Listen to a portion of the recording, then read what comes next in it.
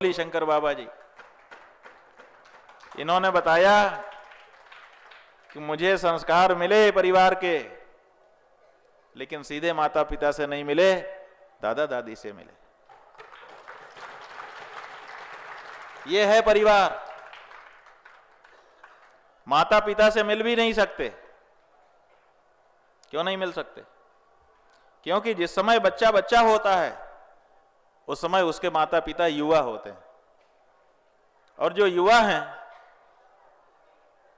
उनका तन मन कहीं और रहता है और उनके दायित्व अलग होते हैं। घर परिवार चलाने के लिए अर्जन करना उनका मुख्य कार्य होता है कि घर परिवार चलेगा कैसे, इसलिए हमको कमा के लाना है, तो उनका पूरा ध्यान अर्जन में होता है।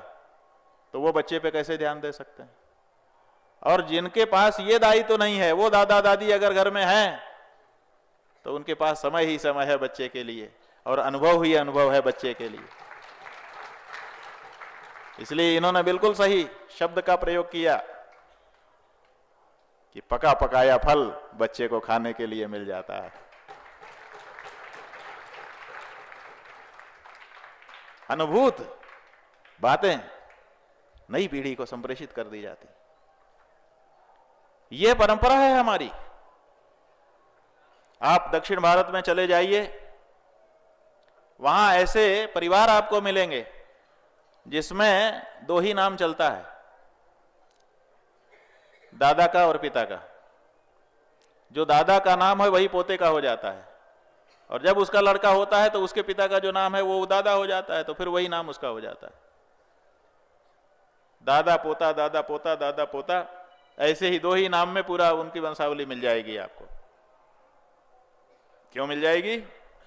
क्योंकि दादा से पोते को मिलता है, पिता से पुत्र को केवल उत्तराधिकार मिलता है, संपत्ति मिलती है। संस्कार तो दादा दादी से पोते को पोती को मिलता है।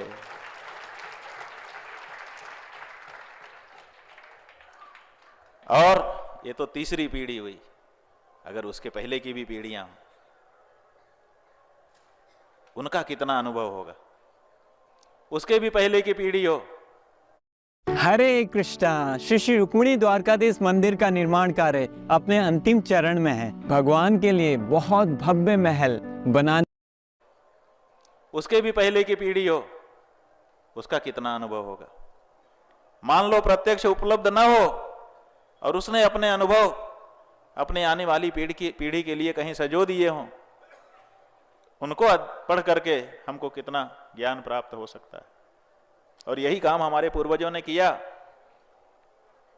हमारे पूर्वजों ने आने वाली उन पीढ़ियों के लिए, हमारे आपके लिए, अपने जीवन के अनुभूत विषयों को सरल शब्दों में निबद्ध करके ग्रंथों का प्रणयन किया और हमको उपलब्ध करा दिया कि ये हमारी पीढ़ियों के लिए हमारा अनुभव काम आएगा।